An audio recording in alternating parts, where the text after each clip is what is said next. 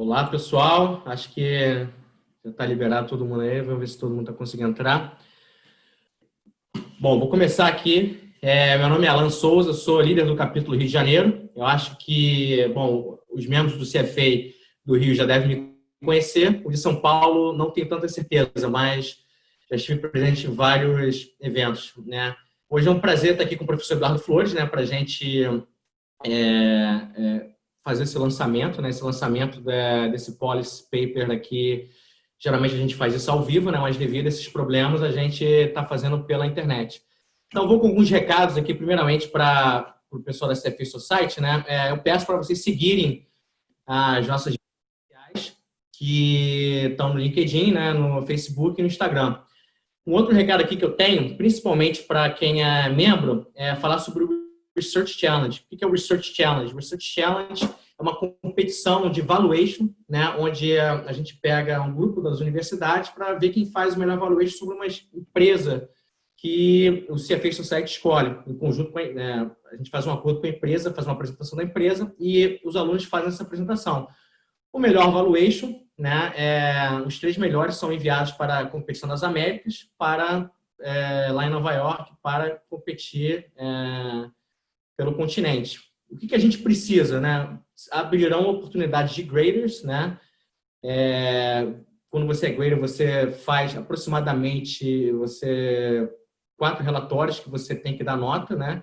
E mentores também, que são 6 horas para cada 2 meses. O mentor, você simplesmente vai ajudar os alunos com algumas questões. E fica realmente limitado a 6 horas para 2 meses. Isso é regra do programa. Só ano passado, né, a Poli, da USP, né, foi campeã, tanto do Brasil quanto das Américas, e foi segundo colocada na competição mundial. Você fez Society, essa competição aqui no Brasil é a segunda maior do mundo, né? Então, por causa disso, só fica atrás da China, a gente precisa de bastante voluntário. Né? Mais um recado, temos o nosso concurso de monografia, né? Diversos temas que estão relacionados no nosso site aí. Você pode enviar a sua dissertação, a sua tese, o seu artigo. O prêmio do primeiro lugar são R$20 mil, segundo 12 mil e o terceiro R$6 mil. A gente, né, devido a essa questão do Covid, a gente alterou o prazo de envio para 15 de setembro e até adicionou um novo item, né, uma nova linha de pesquisa, que é o impacto do Covid no mercado financeiro e de capitais. Né? Também vocês fiquem ligados, assim, a gente está divulgando agora no LinkedIn, toda semana a nossa lista de eventos, né, tanto da CFA Society Brasil quanto do CFA Institute. Né? E para os membros também, os membros da CFA Society Brasil, eles têm acesso exclusivo a tudo que a CFA em Nova York gerar de conteúdo. Então, é uma coisa bem legal. Mês que vem nós teremos um lançamento de um novo policy paper, né, que é do Hugo Bessa, né, que é a abundância da informação e efetividade informacional, que será dia 23 de junho, às 18h30, né, nesse mesmo horário. E um recado último, né, para os nossos membros, que a anuidade, o período para anuidade ela já abriu. Né? Geralmente ela ocorre do início até o final de junho, e devido a essa questão do Covid, a gente estendeu, o Instituto estendeu até agosto. Então, vocês terão esse prazo para fazer a renovação da anuidade. É isso, né? Eu gostaria, então, assim, de agradecer realmente ao professor Eduardo Flores por ter colaborado, né, com o Policy Paper, né, que fala um pouco sobre o IFRS 9, né, a questão dos instrumentos, contabilidade para instrumentos financeiros, né, e como isso pode ser usado pelos analistas. E o professor, ele é professor do Departamento de Contabilidade e Atuária da FEA, que é a Faculdade de Economia, Administração e Contabilidade da USP. Ele também atua como parecerista. Professor, eu vou novamente agradecê-lo e vou dar o espaço para que você possa fazer as suas apresentações. E no final, eu vou estar lendo as perguntas aqui. No final, depois da apresentação, eu vou passar as perguntas para o professor. É com você. Muito obrigado. Boa noite, Alan. Eu gostaria de agradecê-lo desde já pelo convite que iniciou no ano passado esse projeto para o desenvolvimento desse policy paper. Eu gostaria também de agradecer a todos os que nos acompanham. É um grande prazer, uma grande honra poder falar para pessoas tão equipadas intelectualmente.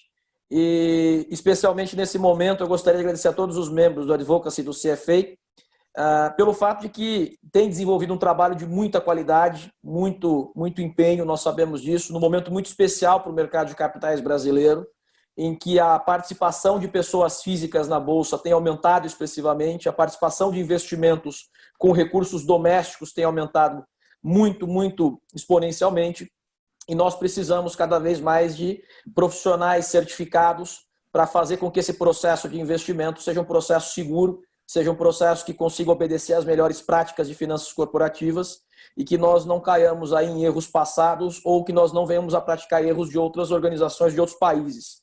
Então, eu gostaria de dizer que eu estou absolutamente lisonjeado por poder contribuir com o CFA. Eu vou compartilhar uma apresentação. Eu gostaria, desde já, então, dizer que existe um policy paper, é um trabalho inicial que tem mais ou menos 85, 86 páginas, onde eu discuto a temática contabilidade para instrumentos financeiros, para analistas, e que os que nos acompanham aqui podem depois ter acesso a esse material. Né? Acho que você pode comentar um pouquinho sobre isso. Né? Uhum. E eu vou compartilhar a minha tela com alguns pontos que eu achei importantes de serem mencionados. Alan, você consegue ver minha tela? Consigo ver sua tela. Agora, se você pode simplesmente expandir, que fica... ok. Perfeito. Então, inicialmente, eu vou tratar aqui de alguns pontos que eu achei que são os mais interessantes dentro do paper. Não são exaustivos, obviamente, em função do tempo que nós temos. Eu pretendo gastar algo em torno de 35 a 40 minutos cobrindo essa apresentação e abrir a posteriori para que nós possamos vir a discutir questionamentos que surjam e comentários que possam incrementar o que está aqui. Então, o que tem nessa apresentação não exaure aquilo que está dentro do trabalho, que está dentro do artigo. Originalmente, né, o trabalho iria ser um trabalho sobre FRS 9 com foco no setor bancário.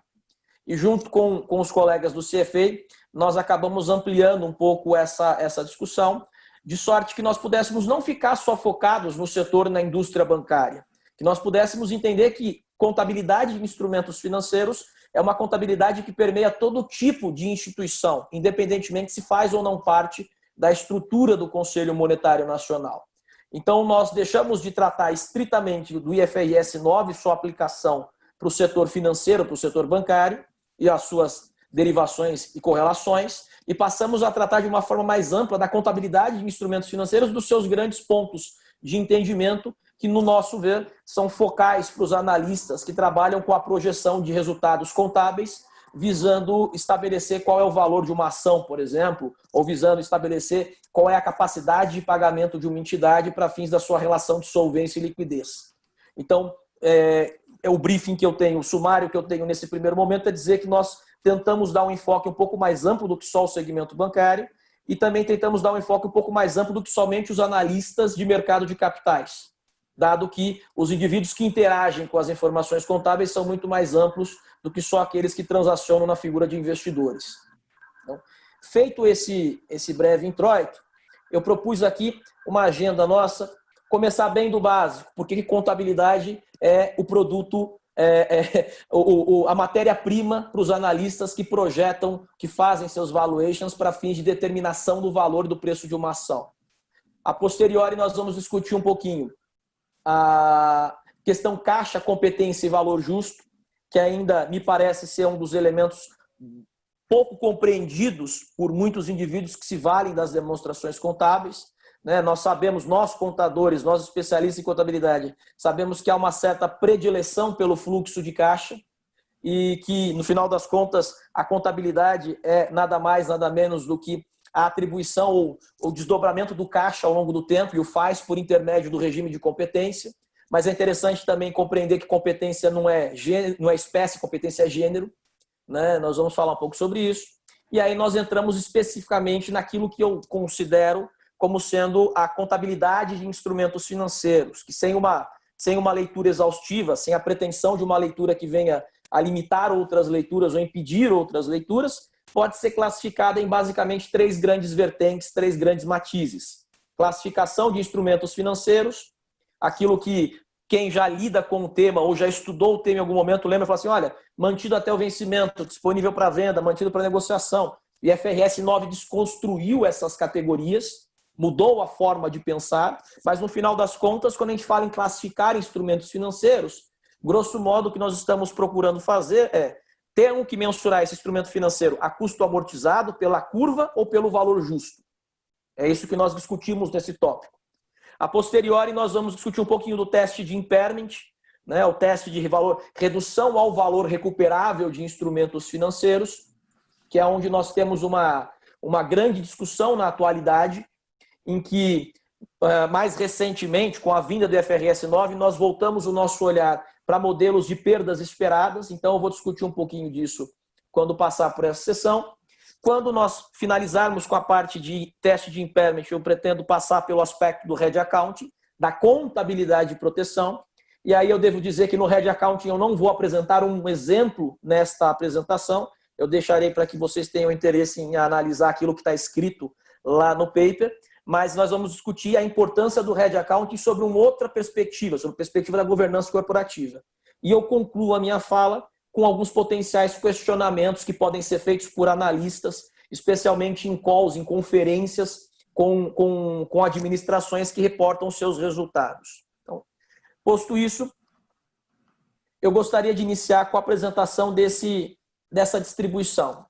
Então, o que é isso? O que esse gráfico quer dizer? Então, aqui eu peguei a projeção dos lucros, né? O earnings per share projetado, o lucro por ação projetado, para empresas ao redor do mundo, para países e companhias ao redor do mundo, e peguei o lucro por ação realizado. Então, o que eu estou fazendo aqui é pegar a mediana das projeções de analistas para um determinado ano e comparar com o lucro por ação naquele ano em específico. Né? Não sei se vocês conseguem enxergar adequadamente. Então, foi isso que eu fiz nessa tabela.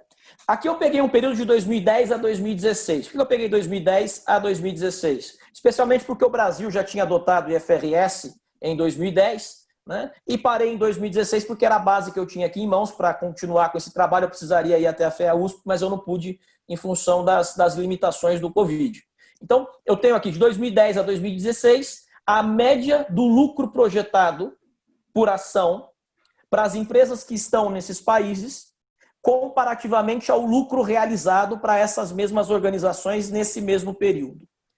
Nós damos o nome desse cômputo, dessa diferença que eu estou calculando aqui em cima, de acurácia de projeção dos analistas. Acurácia de projeção dos analistas. Então, quanto menor for esse resíduo, eu modulei, né, coloquei em módulo para poder me livrar da inconveniência dos números negativos, porque a ideia é ter uma escala, né? Mas quanto menor for esse número, como no caso da Finlândia, por exemplo, nós percebemos que os analistas são mais acurados nas suas projeções, têm tido projeções mais acuradas, e aí eu não quero entrar no mérito do porquê, se analistas cross-country de outros países são melhores ou piores, não é essa a provocação que eu quero fazer. O que eu quero dizer é exatamente que existe aqui uma tendência em alguns lugares, por exemplo, como no caso do Brasil, né, em que você tem um grande erro, um erro considerável entre o número, o lucro por ação que foi projetado e o lucro por ação que foi realizado para aquele determinado período. E óbvio, os comentários que eu vou fazer aqui são comentários muito parecidos com balões de ensaio, tem muito oxigênio, pouca substância, mas são reflexões para que nós todos possamos aí levar na algibeira dos pensamentos. Que é basicamente o seguinte, né? Nós temos tido um certo aculturamento por parte de algumas casas de análise, por parte de alguns analistas, de se focar em relatórios de administração e de se focar em press release. Né? Qual é o grande ponto dessa discussão? Tanto o relatório da administração quanto o press release não são relatórios contábeis. Eles não estão no conjunto de demonstrações contábeis. O relatório da administração e o press release se valem de números contábeis, se utilizam de números contábeis e automaticamente fazem referência às demonstrações contábeis. Mas eles não passam, por exemplo, pela mesma rigorosidade de uma auditoria independente, como passa um balanço, uma demonstração de resultado do exercício, uma demonstração de fluxos de caixa, uma demonstração das mutações do patrimônio líquido, correto? Uma demonstração do valor adicionado, no caso das companhias brasileiras de grande porte e de capital aberto. E o que nos leva a pensar, muitas vezes, que uma das explicações para esse erro de acurácia entre o número projetado e o número realizado pode estar vinculada à fonte de informações que tem sido utilizada para realizar as projeções. Se não me falha a memória, pelo menos acho que não, acho que preço de ação ainda é dividendo futuro trazido a valor presente. Dividendo é fluxo de caixa, potencial lucro líquido, potencial capaz de ser distribuído para os acionistas. Logo, para que você compute faça este cálculo, consiga alcançar este valor, você precisa projetar alguma coisa. Da onde é que vem o número que você projeta? Então, eu estou tocando nesse ponto, especialmente com relação à fonte informacional, porque nós temos visto um comportamento interessantíssimo. Uma empresa, por exemplo, falando de maneira anedótica, né, de maneira aberta e exemplificativa para fins pedagógicos, se a empresa dá prejuízo líquido, ela publica o EBITDA ou dá mais ênfase no EBITDA. Se o EBITDA é negativo ou abaixo do mercado, a ênfase passa a ser dada no press release sobre aquilo que é lucro bruto. Se o lucro bruto não é tão interessante, não é tão comparativo com o mercado, então automaticamente passa-se a fazer uma ênfase maior no faturamento. Ou seja, o que eu estou comentando, grosso modo, né, é que nós precisamos entender que essa medida de distanciamento entre os números projetados e os números realizados, ela pode se dar, uma das suas potenciais causas, pode ser a maneira como nós olhamos os fundamentos da empresa e as fontes informacionais que nós utilizamos para fins dessa análise fundamentalista. Okay? Então, esse é uma primeira potencial explicação. Uma segunda potencial explicação que nós temos que ter, e temos pelo menos que considerar como hipótese conjecturável para o erro das projeções versus realizações, se dá exatamente no comportamento de competência do lucro ou do resultado contábil. Nós sabemos que o resultado contábil ele é composto por dois grandes regimes, o regime de caixa e o regime de competência, e automaticamente, muitas vezes, se toma, por exemplo, medidas como o EBITDA como proxy de fluxo de caixa. Isso não está necessariamente errado, mas tem limitações que precisam ser compreendidas. O EBITDA é uma métrica advinda da contabilidade, baseada no resultado contábil, mas não é uma métrica contábil. De tal sorte que, ao considerar, por exemplo, o EBITDA como sendo uma proxy, uma aproximação, um construto do fluxo de caixa, eu devo entender que todo o lucro deverá, então, converter para o caixa, viger para o caixa, em algum momento, desde que considerado um período de tempo razoavelmente espaçado. O lucro de uma empresa converte para o caixa não no curto prazo, mas no médio e longo prazo. Portanto, se o analista está fazendo projeções para uma posição de investimento de curto prazo, considerar o EBITDA como uma proxy de fluxo de caixa é, de certa maneira, uma consideração pouco refletida, porque ele não necessariamente vai convergir para o caixa naquele espaço de tempo que ele está olhando. Então, acho que essa comparação entre o número projetado, o lucro por ação projetado, e o número por ação realizado, o lucro por ação realizado, nos dá a possibilidade de entender que tanto a base que eu utilizo para fazer as minhas projeções, quanto o período de tempo que eu utilizo para fazer as minhas projeções, pode impactar muito severamente os meus números, né? Então, esse número pode ser maior ou menor.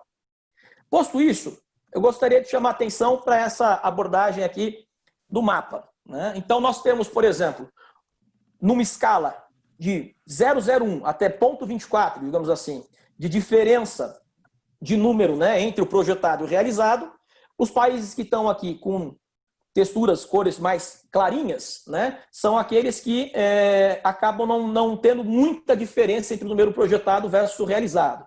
Então, nós temos aqui uma série deles, Austrália, Estados Unidos, né? E os que têm a cor mais escura são aqueles que têm as maiores distâncias, ou seja, é essa mesma distribuição do gráfico anterior, agora feita no mapa mundi. Então, o que é interessante pensar? O BRICS, por exemplo, com exceção da Rússia, né, Brasil, África do Sul e Índia, têm colorações muito parecidas, porque eles estão muito próximos na base, né? Dá para ver isso, África do Sul, Índia e Brasil estão aqui na média de um escalonamento.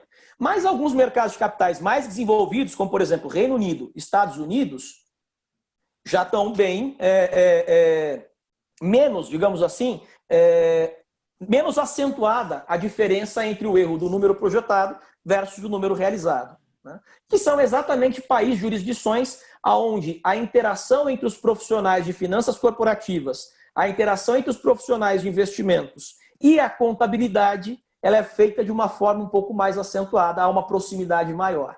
Então, eu acho que o ponto principal dessa tela é mostrar que a boa compreensão das demonstrações contábeis, inclusive daquilo que compõe o conjunto das demonstrações contábeis, e reitero uma vez mais que press release e relatório da administração não são parte das demonstrações contábeis, são parte do relatório anual, mas não da demonstração contábil, é algo importantíssimo para que o trabalho dos analistas possa ser feito com a maior acurácia possível.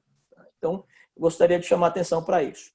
Aprofundando um pouquinho mais na diferença entre os números projetados agora versus realizado, lucro por ação projetado e realizado no Brasil, né, nós começamos a perceber que alguns setores, inclusive, têm, né, como aquele número original de 14 era uma média, alguns setores têm valores muito maiores, inclusive, né, 35,61, o que nos chama a atenção. Porque nós sabemos que o mercado de capitais brasileiro é bastante limítrofe, ele é bastante reduzido em termos de companhia com liquidez. E se esse mercado de capitais é bastante reduzido, ele é bastante limítrofe, faz jus à ideia de que o mercado, os analistas não têm tantas empresas para tecerem as suas projeções. Logo, era esperado que as análises elas fossem um pouco mais aprofundadas nesse sentido e que essa diferença entre a mediana dos números projetados, do lucro por ação projetado, e os números realizados fosse menor. Então, isso aqui é muito mais para provocar os senhores que trabalham com finanças corporativas e com análise de investimentos, para mostrar que, eventualmente, tem alguma coisa que não está adequada nesse processo, né? E aqui nós temos uma tendência de tempo. Okay? Então, quando nós vamos, por exemplo, para 2011, nós chegamos numa média de diferença de 20 pontos a 40, e agora parece que isso está se revertendo, mas voltou a subir. Então, gostaria só de gravar essa ideia de que essa diferença entre o lucro por ação projetado versus o realizado mostra que alguma inacurácia, vamos dizer assim, em termos de projeção pode estar acontecendo e isso pode decorrer tanto da fonte informacional quanto da compreensão das métricas que estão sendo projetadas. Voltando bastante para uma parte bastante básica, né? Todos nós que aqui acompanhamos, sabemos que resultado contábil é composto por receita e despesa, e aqui não há nada de novo. Talvez o que haja de novo para alguns é a ideia de que tanto as receitas quanto as despesas são formadas pelo regime de caixa e pelo regime de competência. Mas para quem já teve pelo menos um curso introdutório de contabilidade, vai saber isso, não vai ter nenhum tipo de ineditismo, correto? Porém, o que muitas pessoas às vezes não compreendem ou não percebem é que a competência não é um regime contábil uniforme e homogêneo. Ela é composta por elementos de natureza objetiva e elementos de natureza mais subjetiva. O que eu quero dizer com isto? Né? O que eu quero dizer com isto é exatamente o seguinte. Quando você vai e analisa um lançamento contábil por competência, como, por exemplo, uma venda a prazo. Então, um varejista fez uma venda a prazo para receber daqui a 2 meses. Nesse exato momento em que ele registra a receita, ele registra o contas a receber, a baixa do estoque e o reconhecimento do custo da mercadoria vendida, bem como todos os tributos envoltos numa transação de venda, ele conhece o período em que ele espera receber essa venda, então ele conhece prazo e conhece o montante da venda. Logo, ele tem elementos objetivos para endereçar esse lançamento contábil. Todavia, quando um funcionário sai de uma empresa, por exemplo, e acredita que ele tem algum direito em haver e ajuiza uma ação trabalhista contra a empresa, e a companhia recebe a notificação, ela vai ter que primeiro avaliar se é devido ou não fazer algum tipo de provisionamento, porque ela acha que pode ou não perder aquela ação judicial e vir a ser condenada. Se ela concluir que é necessário fazer algum tipo de provisionamento, ela vai ter que fazer alguma estimativa do valor daquele provisionamento. Quanto eu tenho que reconhecer no meu passivo hoje, como provisão, em função de uma potencial saída de caixa no futuro. Logo, essa estimação torna aquele lançamento por competência de provisão algo subjetivo. E uma vez que isso acontece, o meu resultado contábil, que eu utilizo a posteriori como analista para fins de projeção de fluxo de caixa e valor presente, tem que ser compreendido como uma aproximação do que eu entendo que vai ser o caixa no futuro. Então, o lucro contábil, o resultado contábil, ele é a consequência de uma interpretação dentre várias outras possíveis. E óbvio que pela teoria geral dos grandes números, né, pela lei dos grandes números, forte ou fraca, dependendo da abordagem, tudo converge para uma média. Só que o ponto central é, se eu sou um analista, eu não sei quando é que o lucro vai convergir para o caixa. E se o lucro dessa empresa é formado de maneira muito subjetiva por lançamentos contábeis os quais a administração e o contador não compreendiam a priori qual era o valor ou qual era o prazo, automaticamente esse lucro vai ter um elemento de imprevisibilidade muito maior. Então esse é um ponto fundamental. Compreender que a contabilidade não é uma ciência exata, isso não é um demérito, ok? Várias outras áreas do conhecimento, como por exemplo finanças, não perfazem o conceito de exatidão, de ciência exata, mas automaticamente eu preciso entender quais delimitações isso me impõe. Porque quando eu reagrupo todos as minhas equações, eu vou entender que o resultado contábil ele vai ser igual a receitas pelo regime de caixa, mais receitas por competência, só que de natureza objetiva, mais receitas por competência de natureza subjetiva, menos despesas caixa, despesas competência objetiva e despesas competência subjetiva. Aonde é que as projeções geralmente têm maior potencial de darem errado? Quando eu sonego a existência de elementos de competência de ordem subjetiva, ou seja, nesses itens RCS e DCS. Então, eu discorro um pouco melhor sobre isso dentro do trabalho, mas eu gostaria que essa ideia de que o lucro contábil, o resultado contábil, ele é um contínuo, ele não é um ponto, deve ficar muito claro na cabeça de quem utiliza a contabilidade para suas finalidades diversificadas. Isso fica um pouco mais acentuado quando nós vamos olhar para valor justo. Então, qual que é a ideia original de valor justo? Né? Qual que é a ideia principal de valor justo? A ideia principal de valor justo, ela tem a ver com o propósito de você pegar determinados elementos do balanço patrimonial, ativos e passivos, e mensurá-lo originalmente pelo seu valor de mercado, pelo seu valor de transação, pelo seu valor de liquidação e negociação. Essa é a ideia original de valor justo.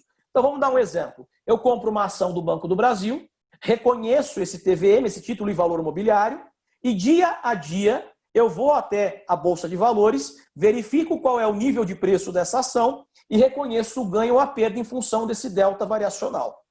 Perfeito. Ocorre que, ao ponto que as normas contábeis foram se desenvolvendo, necessitou-se conceber também o registro da variação do valor justo de instrumentos, especialmente alguns financeiros, que não são cotados em mercado ativo.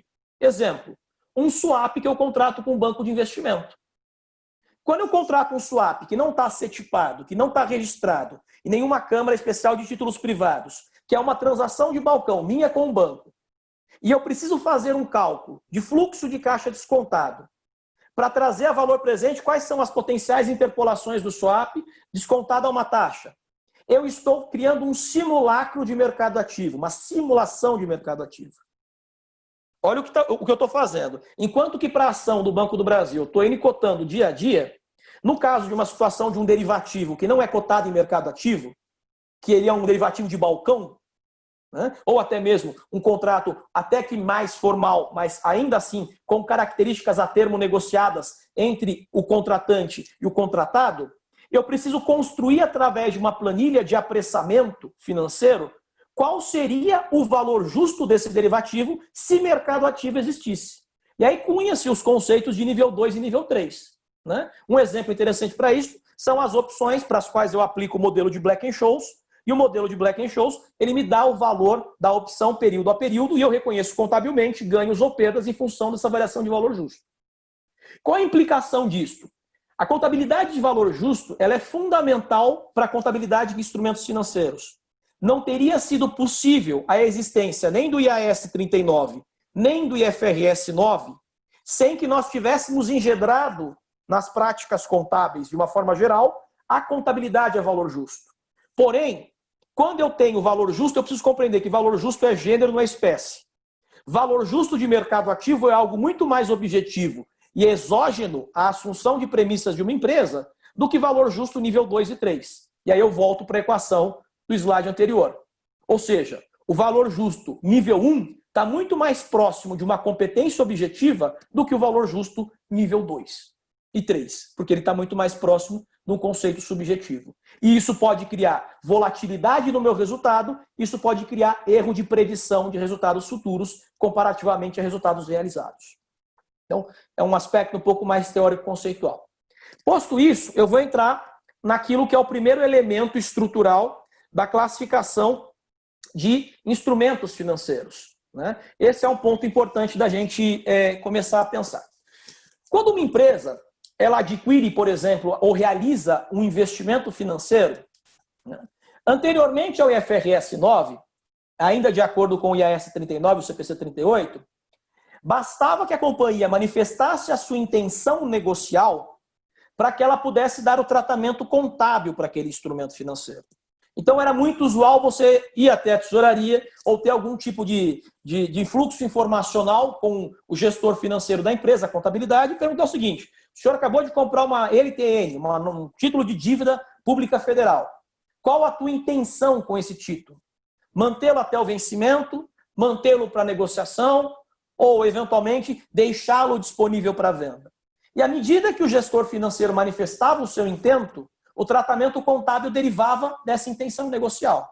Se mantido até o vencimento, o instrumento financeiro não era ajustado a valor justo, ele só era mantido para fins de valorização dos juros e automaticamente você reconhecia o valor da curva, o valor do custo amortizado ao longo do tempo.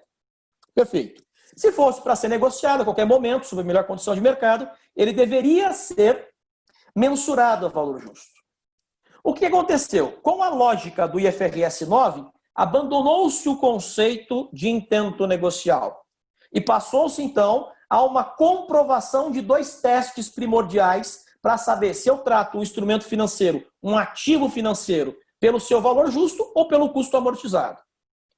Primeiro que eu tenho que avaliar o teste do modelo de negócios, né? O que é a ideia do teste do modelo de negócio? Eu olho para o histórico da empresa, eu olho para o histórico da instituição e verifico se com aquela modalidade de instrumento financeiro ela tem transacionado antes do vencimento ou mantido o instrumento até o vencimento. Então, no final das contas, é um grande exercício de contagem. Das últimas 10, 15, 20, N experiências comerciais que eu tive com esse tipo de aplicação financeira, 10, 18, 12, N sobre um total, eu transacionei antes do vencimento ou eu mantive até o vencimento. Então, isso vai me dar o que é mais provável do ponto de vista de modelo de negócios. Então, se o meu modelo de negócios sinaliza que tem sido mais provável ou manter um instrumento até o seu vencimento principal, correto? Eu já começo a habilitar a ideia de que eu poderia, então, mantê-lo a custo amortizado.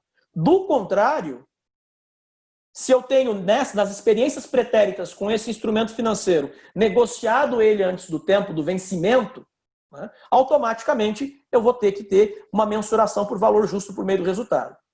O segundo teste que se faz para verificar se o instrumento financeiro é elegível ao custo amortizado, automaticamente é avaliar as características do fluxo de caixa do instrumento.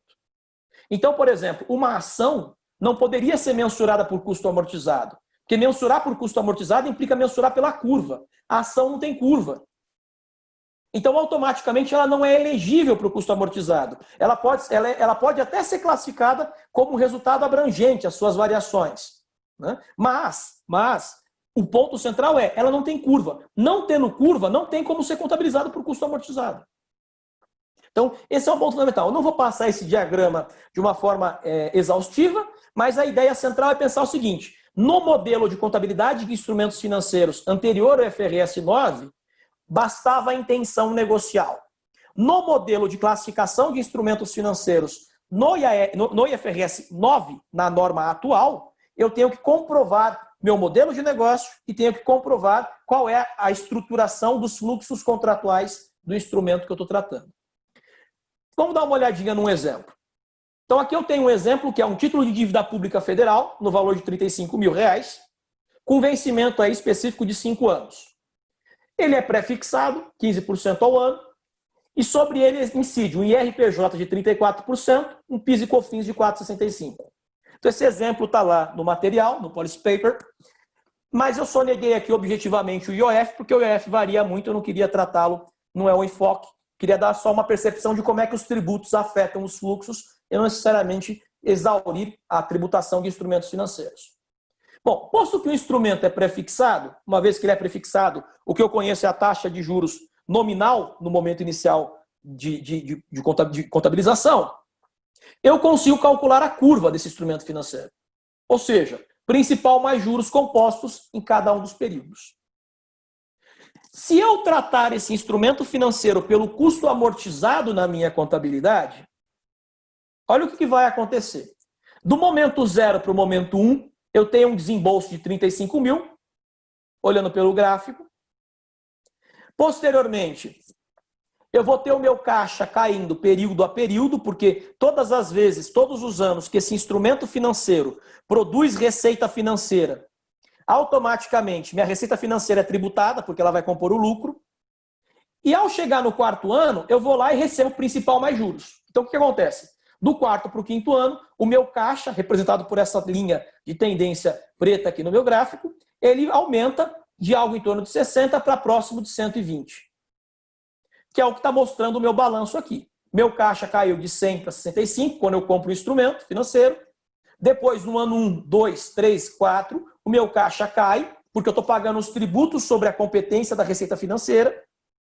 Correto? E no quinto ano, quando eu recebo o principal mais juros, meu caixa sobe exponencialmente. Mas olha que interessante. Esse exemplo, obviamente, é um exemplo extremista. O único tipo de aplicação financeira que a companhia possui é esse título da dívida pública, fazendo com que o lucro líquido e a receita financeira fiquem muito próximos no resultado. Vejam isso. Eles não se descolam quase. Em alguns momentos chegam até se confundir. Por que disso? Porque o meu resultado financeiro é o meu lucro líquido e eu não tenho nenhum tipo de cotejo de mercado. Vamos supor, por exemplo, que no ano 2 o mercado estivesse pagando menos por esse instrumento financeiro do que ele vale na curva. Pouco me importa. Como eu não estou marcando a mercado, eu não estou ajustando a valor justo, automaticamente isso não vai afetar a minha contabilidade. Minha contabilidade é um fluxo por competência. Agora, suponhamos que eu tratasse esse instrumento financeiro não pela curva, mas pelo valor justo dele. Então, o que equivale dizer pelo valor justo? Que no momento inicial, quando eu comprei um instrumento financeiro por 35 mil, o mercado o vendia por 35 mil. Então, eu pago valor de curva e valor de mercado se igualam no momento inicial. Correto? Assim como eles se igualam no momento final. Se o instrumento financeiro com juros acumulados vale 70 mil, eu não vou vendê-lo por menos do que isso e o mercado não vai pagar mais do que isso.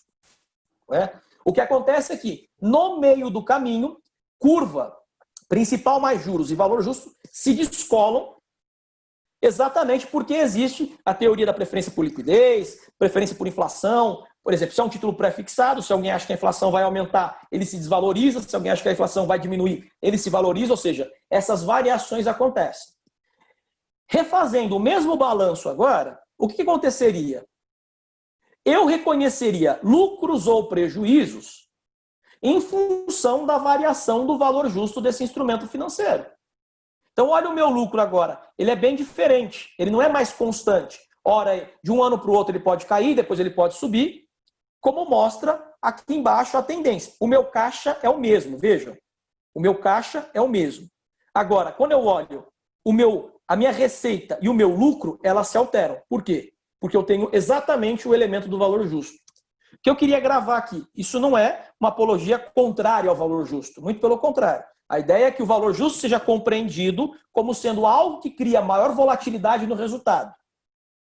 Em algumas situações, ele tem valor informacional superior ao custo amortizado, em algumas não, mas o ponto central que ser compreendido é quais as limitações que isso me cria para fins de projeção em termos de um valuation e determinação do preço da ação.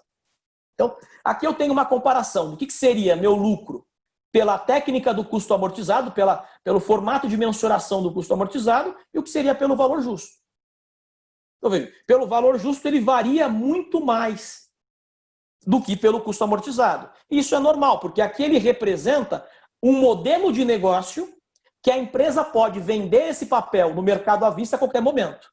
E aqui ele representa um modelo de negócio em que a empresa faz uma aplicação financeira e vai se desvencilhar dessa aplicação financeira por meio do recebimento de principal mais juros. Então, essa linha preta poderia ser equiparada, por exemplo, a uma entidade de previdência complementar, aberta ou fechada, IPPS, por exemplo, um fundo de pensão. E essa linha vermelha poderia ser comparada com um fundo de investimento que negocia ativamente. Não necessariamente precisaria ser um instrumento financeiro de título de dívida, poderia ser outros instrumentos. Mas o ponto central que eu quero ressaltar aqui é que, impreterivelmente, empresas que têm maior mensuração a valor justo, elas terão também, né, maior volatilidade de resultado. Ok? Posto isso, eu vou voltar um pouquinho agora para o conceito de teste de impairment, que é um segundo bloco de estudo da norma de instrumentos financeiros e da contabilidade de instrumentos financeiros. E aí nós temos uma terminologia PCLD, perdas esperadas com crédito e liquidação duvidosa. Né? As perdas esperadas com crédito e liquidação duvidosa fazem uma conta de retificação do contas a receber. Então, vamos supor, por exemplo, uma companhia que fez vendas a prazo e ela tem um histórico de inadimplemento, e por ter esse histórico de inadimplemento, ela sabe que não necessariamente 100% das vendas a prazo serão convertidas em caixa. Para fins do exercício da boa prática e técnica contábil, é necessário que a empresa reconheça aquilo que ela espera não receber e não converter em caixa.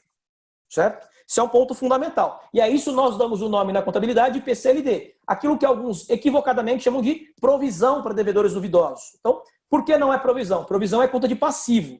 Né? Ativos têm perdas esperadas. Então, isso é um pouco mais terminológico, mas importante para demonstrar que se entendeu adequadamente o conceito. Então, isso fica ali num segundo plano. O que vai acontecer? O IFRS 9, depois da crise do subprime, teve uma grande percepção de que a forma como nós reconhecíamos as perdas esperadas, tanto de empréstimos quanto de recebíveis, ela tinha algum problema, porque nós tínhamos aquilo que chamava de abordagem retrospectiva. Em muitas ocasiões, o cliente, o devedor, primeiro precisava inadimplir, deixar de pagar, para só depois, a partir desse momento, passar a se reconhecer algum tipo de perda esperada pelo não recebimento. Aí já não é mais perda esperada, aí é perda incorrida. Então, do ponto de vista da utilidade da informação contábil, o modelo de abordagem retrospectiva era muito falho, porque ele somente me dava o sinal de que eu não recebia quando de fato eu não recebi. O que começou-se a se desenvolver? Né? Um modelo baseado em perdas efetivamente esperadas. E aí, o que se tem hoje dentro do IFRS 9 é uma segregação de duas possibilidades de fazer esse teste. No trabalho, no material, eu discorro um pouco melhor sobre ela. Para a apresentação, eu acho que nós poderíamos resumir quando usar uma abordagem ou quando usar outra abordagem da seguinte forma. Geralmente, instituições vinculadas ao setor bancário, à indústria bancária e congêneres, são mais sujeitas à abordagem geral, que é a abordagem modelo de 3 estágios completa, do que empresas que não fazem parte do setor financeiro. Por que disso? A abordagem geral é mais complexa. Ela especifica que as organizações precisam desenvolver modelos estatísticos, muitas vezes alimentados por variáveis macro e microeconômicas, para que possam calcular a expectativa de default. Então, é um modelo que só vai fazer sentido se o principal retorno que a empresa possui é um retorno decorrente de empréstimos ou de um comportamento de juros. Então, um banco, por exemplo, que ele vai lá e tem ele tem cartões de crédito, um conglomerado financeiro que emite cartões de crédito. E tem uma carteira de clientes que os cartões de crédito estão ali com faturas na ordem de 3 a 4 mil reais. Ele é majoritariamente remunerado por esse tipo de serviço, não pela margem de venda, mas por eventuais serviços que ele presta e pelos juros que ele cobra do cartão de crédito. Assim como empréstimos e financiamentos. Quando alguém empresta recursos financeiros ou financia a aquisição de um bem real, o produto remuneratório dessa transação para o agente superavitário é os juros. Logo, se você tem como principal elemento da sua demonstração de resultado juros, você não vai poder usar, de acordo com o IFRS 9, a abordagem simplificada. O que nos permite concluir, então, que a abordagem simplificada é um modelo de cálculo da perda esperada com crédito e liquidação duvidosa, desenvolvido especialmente para as organizações que não estão no setor bancário. Certo? Então, eu vou começar com a abordagem simplificada, dando um exemplo. Tá?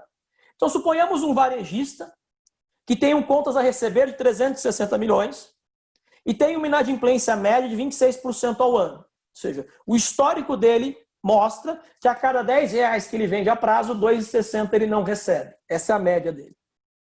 E ele tem uma taxa de recuperação de 70% ao ano. Logo, quando um cliente vem a inadimplir, não necessariamente ele se torna inadimplente constante. Às vezes, por intermédio de negociações da dívida, cobrança judicial ou extrajudicial, você consegue reaver 70%.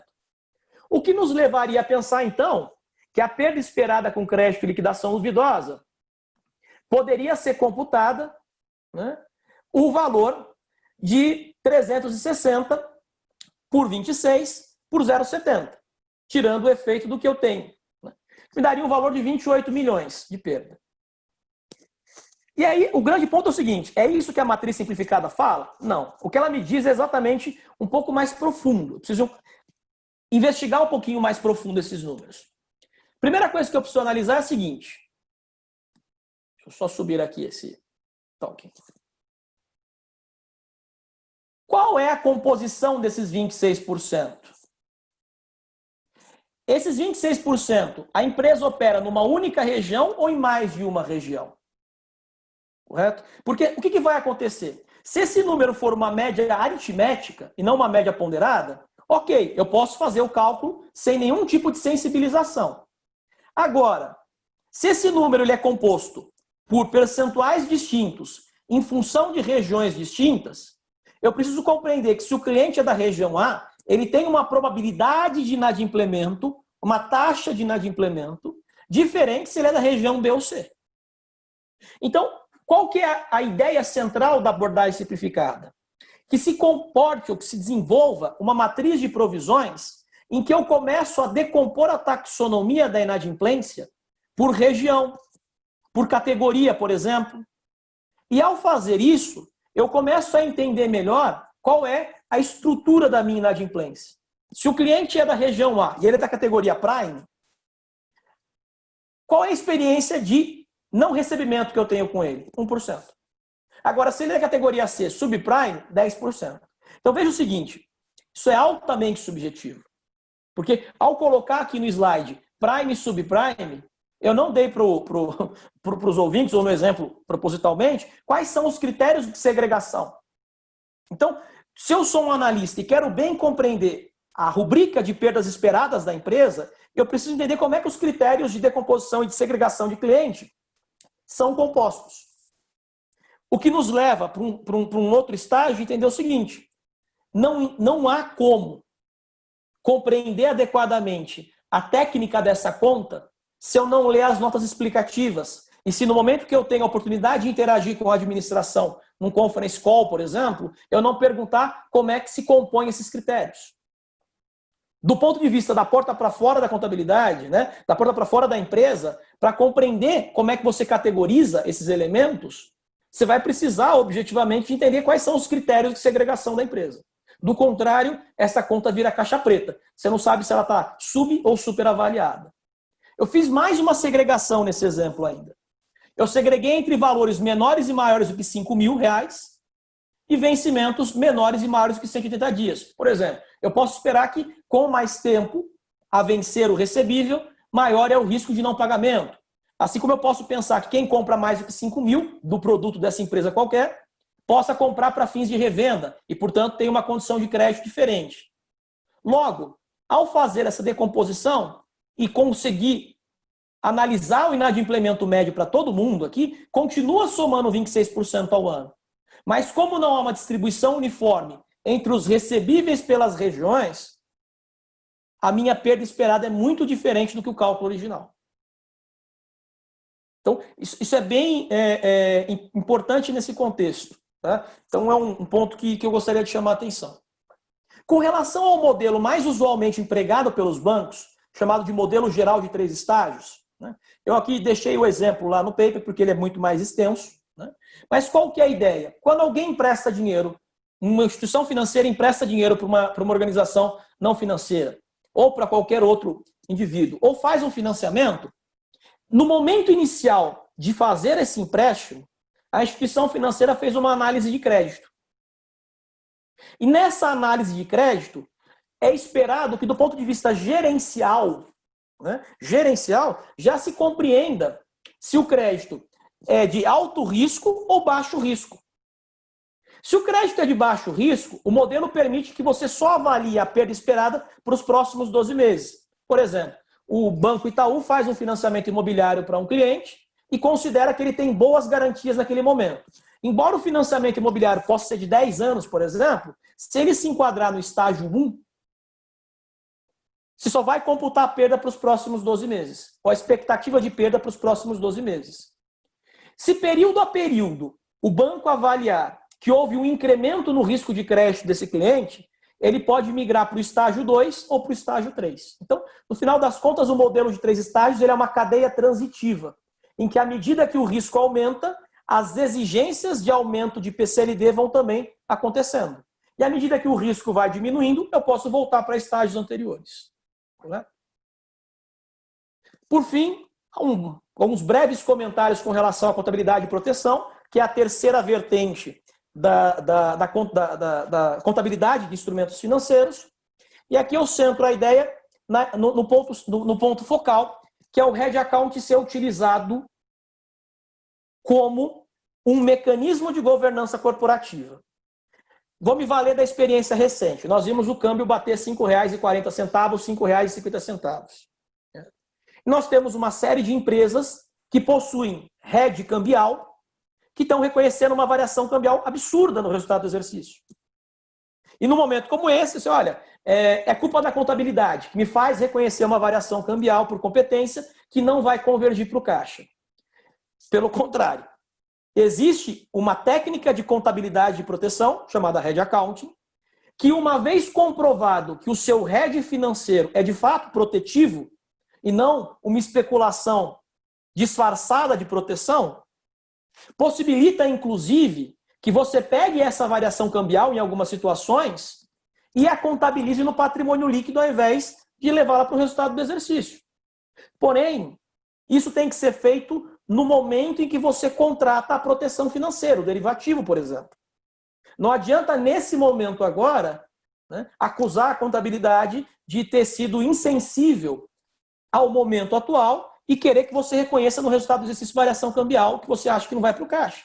Né? Não dá para a contabilidade flexibilizar isso.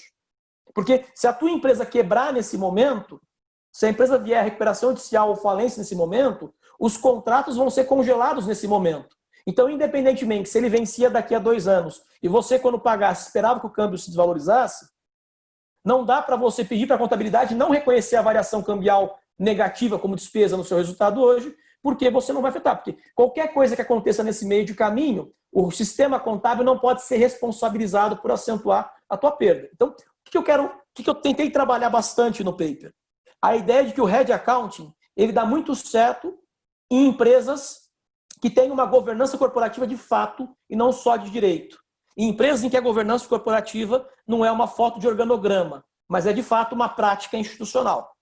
Então, uma das coisas que eu coloquei, inclusive para os analistas, é quando você vai para um conference call, você percebe que a empresa que você está analisando não é do setor financeiro, mas ela tem uma larga escala de derivativos que ela alega uso de proteção. Uma das perguntas fundamentais é por que não a aplicação do hedge accounting? Então, não vou me estender demasiadamente nisso. Quem tiver interesse, dá uma olhadinha no paper também. E aqui, por fim, né, eu sugeri alguns potenciais questionamentos a serem direcionados ou realizados pelos analistas, tanto na elaboração dos seus cálculos, quanto no processo de interação com as administrações, para que se compreenda melhor. Por exemplo, focando-se na PCLD, né, nós poderíamos pensar o seguinte: todo o efeito da PCLD de um ano para o outro foi levado para o resultado ou alguma parte foi para o patrimônio líquido? Isso é uma forma de se avaliar. Por que dessa pergunta? Né? A gente sabe que muitas vezes a alavancagem financeira é calculada como passivo financeiro sobre PL. E isso é inclusive utilizado para contratos de dívida, como covenants. Logo, se eu reconheço um pedaço da PCLD e a norma prevê em algumas situações isto, como um outro resultado abrangente, como patrimônio líquido, eu posso afetar a composição das covenants maior ou menor escala, de sorte que eu preciso, analista, compreender se isso está acontecendo ou não. quais foram os principais fatores e variáveis considerados nos modelos de previsões de perdas para a adoção da abordagem prospectiva. Então, aqui tem uma série de perguntas que eu sugiro no trabalho, cada aqui motivadas, né, tem as suas respectivas motivações, de sorte que possam nortear a maneira como os analistas interagem com esses tópicos. Dado o avançado da hora, as nossas referências, eu agradeço enormemente pelo CFA e fico à disposição das perguntas, Alan. Excelente, professor. Muito obrigado. Foi realmente uma grande aula. Pessoal, assim, tem algumas perguntas chegando. Vocês podem continuar mandando para mim que eu leio no momento apropriado as perguntas para o professor. A primeira pergunta que eu tenho, professor, você até abordou sobre a questão que sempre quando tem uma crise cambial, sempre aparecem as empresas falando esse aqui é simplesmente o efeito contábil e não é efeito caixa. Houve alguma mudança das crises cambiais que passaram, assim, principalmente essa de 2008, né, que a gente teve muitos casos de empresas quebrando para agora, assim, em relação a isso, né? Como que as empresas melhoraram na sua governança a esse respeito, né? Houve até um artigo, né, recente falado que o meramente contábil ataca novamente, né? Foi uma coisa que você falou. Se você pudesse explorar um pouco como que essas empresas têm feito, né? Se tem melhorado essa governança, como que tem sido?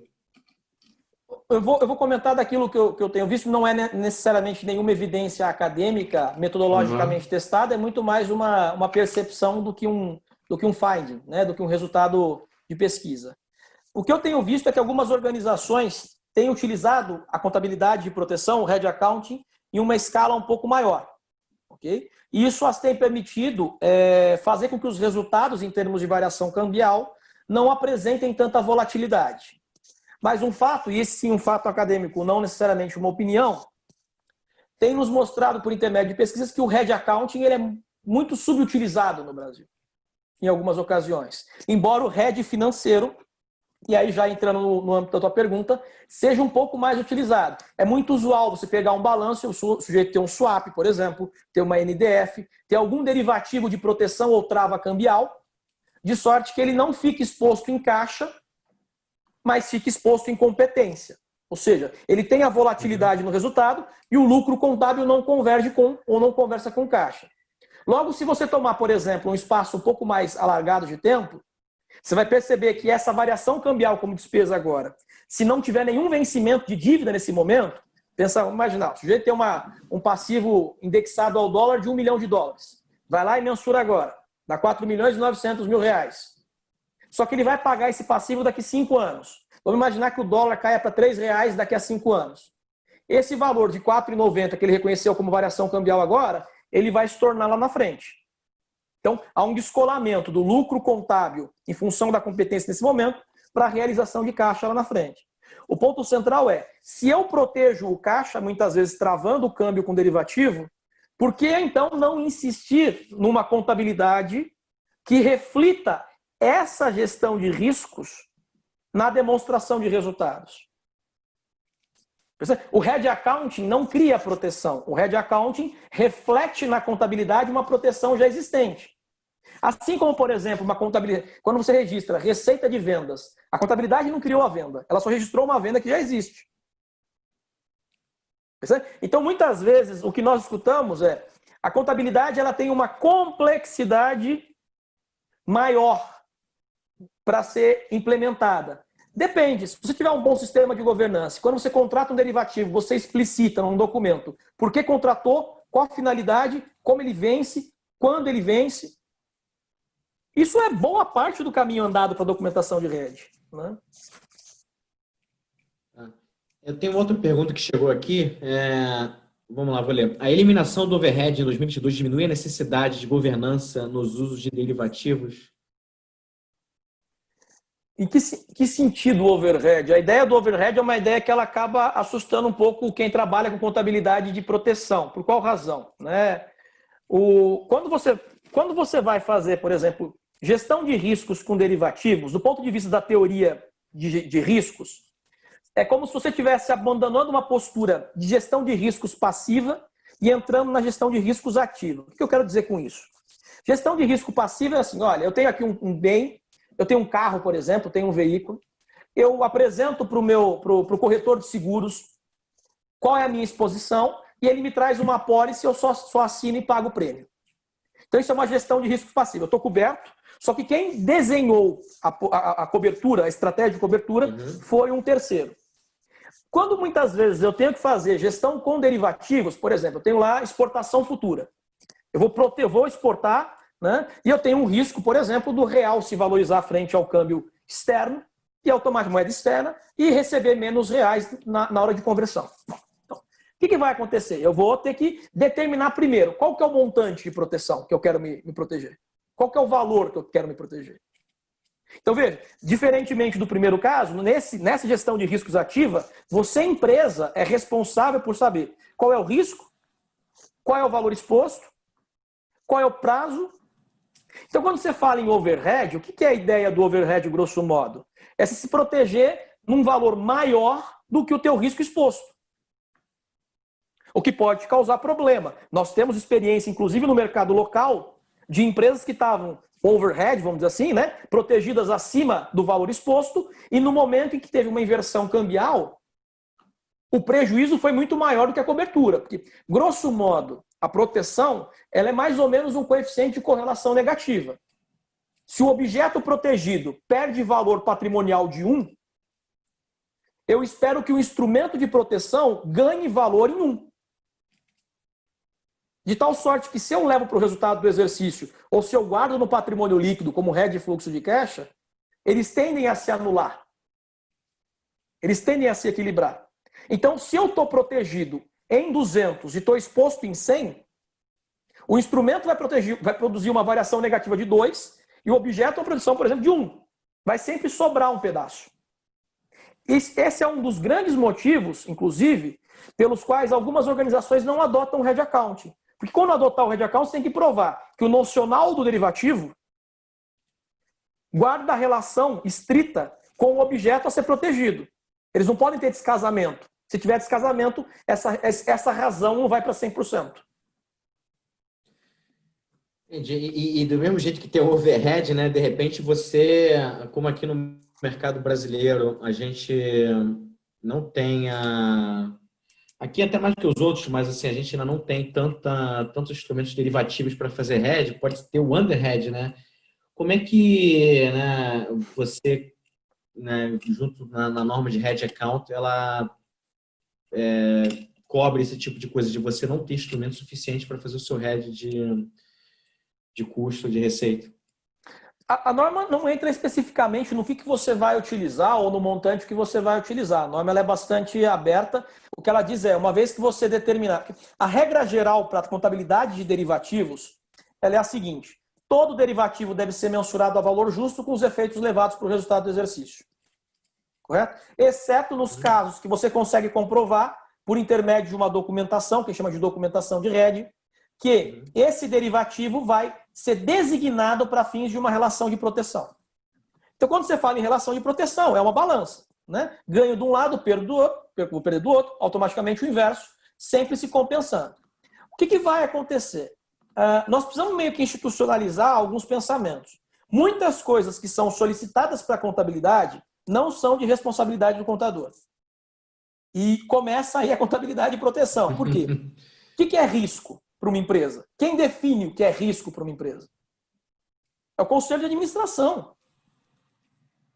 Então, por exemplo, se uma organização está exposta à variação cambial e ela considera que tudo aquilo que for até 2 milhões de dólares, 1 milhão de dólares, 3 milhões de dólares, 100 milhões de dólares não é elegível à proteção, ela não quer se proteger, ela quer correr o risco nesse montante, correto? Vai se criar um underhead, né? Algo que não está protegido, não porque o contador ou o tesoureiro escolheu isso, mas porque a alta cúpula assim o escolheu. Então, em casos em que nós não temos instrumentos para proteção, não há como fazê-lo, mas é necessário que haja uma expressão, né, uma manifestação explícita por parte da alta cúpula administrativa de que essa é a realidade. Eu acho, sendo bastante honesto, com aquilo que eu vejo no mercado de derivativos brasileiro, que é realmente bastante limitado em termos comparativos com outros mercados mais desenvolvidos. Assim como o mercado de capitais brasileiro também o é. É menor do que outros mercados. Né? Mas eu, particularmente, não me deparei ainda com tipos de risco que não existisse alguma cobertura em mercado. A cobertura pode ser inviável. Eu tenho exposição a uma moeda não usual, por exemplo. Eu tenho exposição a uma taxa de juros não usual. Então pode ser que eu não encontre um produto no mercado que me cubra. Mas é pouco provável que isso aconteça. Tá. E aqui, uma outra pergunta que chega, né? Assim, é até um caminho a ser seguido, né? O que o analista que você já teve experiência, né, com empresas, né? E o que o analista geralmente falha ao perguntar, né? Ou ao olhar um balanço nessa questão de instrumento financeiro? Qual é a análise, qual o ponto que ele não pode deixar, o ponto principal a ser visto, assim, na sua opinião? Eu acho que é óbvio que essa é uma pergunta bastante profunda, mas a minha principal reação à pergunta, Alan, é a seguinte: entender as premissas de contabilização.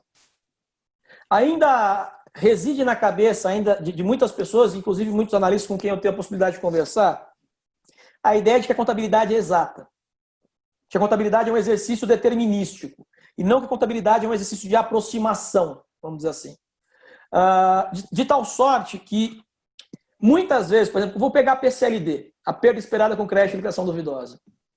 Se você ler a nota explicativa de uma série de instituições financeiras, você vai compreender os pontos centrais. Assim, olha, realmente, fazer, por exemplo, um modelo de perda esperada para uma instituição financeira, eu vou precisar monitorar desemprego, taxa de desemprego, vou precisar monitorar, por exemplo, crescimento econômico, vou precisar monitorar a taxa de juros básica, vou precisar monitorar... Só que não dá para entender que essas variáveis se aplicam de maneira igual e indistinta para diferentes carteiras de crédito, por exemplo.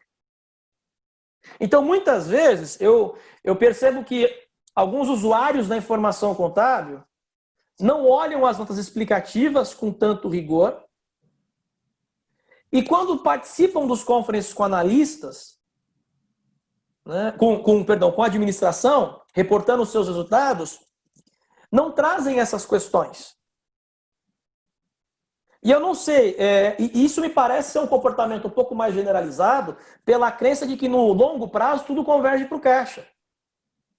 O problema é que eu não vejo tantos investidores no Brasil pensando nesse longo prazo.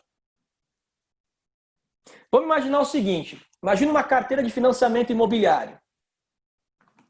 Qual é a maturidade de uma carteira como essa, de recebíveis? 10 anos, 15 anos, 20 anos em algumas situações. 15 anos. Perfeito? Então, o que vai acontecer? O sujeito está olhando o EBITDA, a PCLD calculada sobre essa carteira pode ter um impacto muito expressivo no resultado do curto prazo. Só que, ao invés de decompor a taxonomia dessa PCLD, eu estou crendo que tudo vai convergir para o caixa em algum momento. Só que eu nem sei, por exemplo, se o meu período de análise, eu estou montando um portfólio de investimento para os próximos 5 anos. E essa carteira tem maturidade para os próximos 15. Então, qualquer mexida na modelagem de crédito dessa carteira, de perda esperada, vai mexer também na PCLD, vai afetar o resultado, vai afetar o dividendo.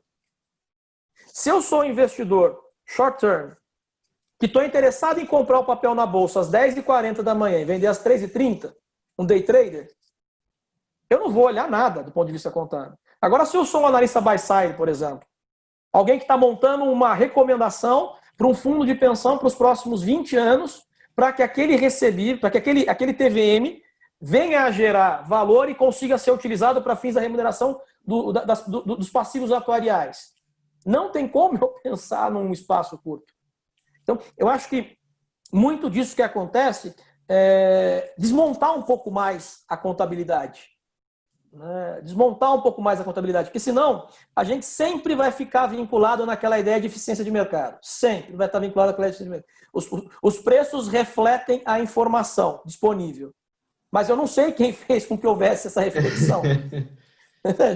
Mais ou menos, você me levanta, eu te levanto, a gente sai voando aqui. Isso aí. Eu acho que vamos para a última pergunta, porque o tempo já está estourando.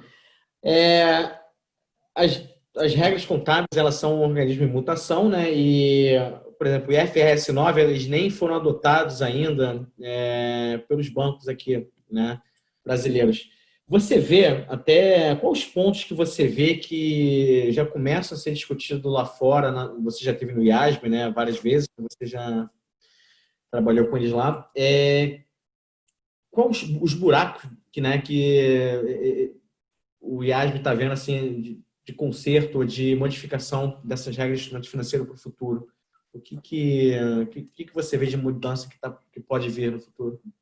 Só uma pequena correção, eu estou no CPC, tá? No Comitê de Posições Contábeis, a minha interface tá. é por intermédio do... o que eu acho que é importante pensar aqui. No Brasil, especialmente agora focando no setor bancário, a gente tem que reconhecer que existe pelo menos 2 modelos de contabilidade, né? Existe o que nós chamamos usualmente de Bacen Gap, né? Aquilo que são as normas do Banco Central. Então, por exemplo, para fins da elaboração de demonstrações contábeis com enfoque no Banco Central, você tem ali a 2682 para fins de PCLD, perda esperada, né? A resolução 2682. E automaticamente você tem também o IFRS. Então nós temos uma situação interessante aqui no Brasil. O próprio Banco Central, inclusive, tem exigido um consolidado em IFRS, em alguns casos. Tá? Então, os bancos no Brasil têm sentido o efeito do IFRS 9, mas para aquilo que eles reportam para a CVM, na maioria dos casos. Okay? Então, esse é um ponto, ou naquilo que eles produzem em termos de balanço consolidado, em que eles anunciam ter se valido para fins de uma aplicação das normas internacionais. Então, feito isso, o que eu tenho observado praticamente? Há alguns pedaços na norma do IFRS 9 que não estão prontos e não estavam prontos, que é a coisa do macro-hedge. Isso é muito importante para o setor bancário. O que é a ideia do macro-hedge? Por exemplo, os bancos fazem gestão dos seus riscos por portfólio. Então, se eu tenho, por exemplo, o recurso que eu captei a uma taxa específica de um CDB e tem um prazo médio de vencimento aí de 8, 10, 12 meses, eu vou ter que emprestar esse recurso mais ou menos pelas mesmas características, só que, obviamente, com uma taxa maior do que a que eu captei. E aí eu produzo o meu spread. O mesmo acontece com os bancos de investimento, quando vão lá e fazem determinadas posições em derivativos. Eu tenho aqui um risco de natureza, a intermediação. A norma de contabilidade e proteção, ainda hoje, ela é muito limitada na possibilidade de se montar posições de proteção ou reconhecer contabilmente proteções que são montadas em aglutinações. Então, a norma ela vai muito para um caminho de um instrumento protetor e um item a ser protegido. Então, eu tenho um swap para uma dívida. Eu tenho lá um swap para uma safra de exportação. Né? E o que os bancos muitas vezes fazem, não. Eu tenho vários contratos para vários outros contratos, pensando no balanço. Tenho vários passivos que vão proteger ou vão ser protegidos por vários ativos. E eles se combinam, né, em termos de montante prazo. Então, isso é chamado de macro-hedge, né, ou Dynamic Risk Model, né, o modelo de proteção dinâmica, que está na pauta do IASB para ser desenvolvido e não foi desenvolvido da implementação do IFRS 9. Certo? Como o IFRS 9 ele é de 2018, ele ainda não teve pelo menos uns 3, 4, ainda 5 exercícios para mostrar as suas implicações. O que nós esperamos é que quando tiver o outreach, né, que é uma das formas como o IASB compreende quais têm sido as implicações de uma norma nova, que talvez o próprio modelo de PCLD seja um pouco mais bem pensado em algumas situações, um pouco mais específico. Tem muita gente reclamando, diz, olha, como é que eu faço então o cálculo da PCLD agora? Isso para alguns bancos menores é muito impactante. Para alguns bancos grandes que têm estrutura, eu acho que a norma é muito positiva. Porque o que nós sabíamos, isso com uma certa observação até acadêmica, é que o que se considerava para fins gerenciais de perda esperada, para aquilo que se considerava para fins societários, contabilidade publicada, reporte financeiro, era muito díspare, era muito diferente. Então a norma ela tende a aproximar uma coisa da outra. Né? Mas para instituições menores, eu acho que vale uma certa sensibilização. Por exemplo, um banco de montadora não tem a mesma exposição a risco e o mesmo tipo de carteira de financiamento que um banco múltiplo. Então, pensar um pouco melhor nessas distinções seria algo interessante. Sim, muito embora hoje a norma permita que você desenvolva modelos específicos para cada tipo de instituição. Bom, excelente. Chegou mais uma pergunta aqui, mas pelo adiantar da hora, eu vou mandar essa pergunta para você e posteriormente, né, a gente responde para o participante. Professor Eduardo Flores, mais uma vez, muito obrigado pela sua participação aqui no nosso evento da CFA Society. E eu gostaria de falar para todo mundo que no chat aí a gente deu o link onde você pode baixar o material, o policy paper escrito pelo professor, e também estará nas nossas mídias sociais o link, né, e também no site www.cfasociety.org.br. Lembrando, uma coisa que eu não falei no início, né, lembrando para quem quiser ser membro da CFA Society, quem faz a prova do CFA nível 1 e passa, já pode ser membro associado e pode usufruir de todos os benefícios da CFA Society como membro associado. Eventos, os jantares, né, as palestras, o job board, né, que nós temos e alguns outros conteúdos que você pode ver no site da CFA Society. Mais uma vez, professor, muito, muito obrigado. Realmente foi uma aula. Eu que agradeço, espero ter podido trazer pelo menos a atenção, ou pelo menos o interesse de vocês para ler o material, porque o tempo curtinho, tentei passar pelos principais tópicos. Muito obrigado uma vez mais, Alan, e todo o pessoal do CFA. Não, sim, o tempo passou muito rápido, acho que dava para dobrar pelo menos a hora em termos de conteúdo. Muito obrigado a todos e até nosso próximo encontro, que deve ser mês que vem com o próximo Policy Paper. Fiquem ligados na nossa agenda semanal. Um grande abraço a todos.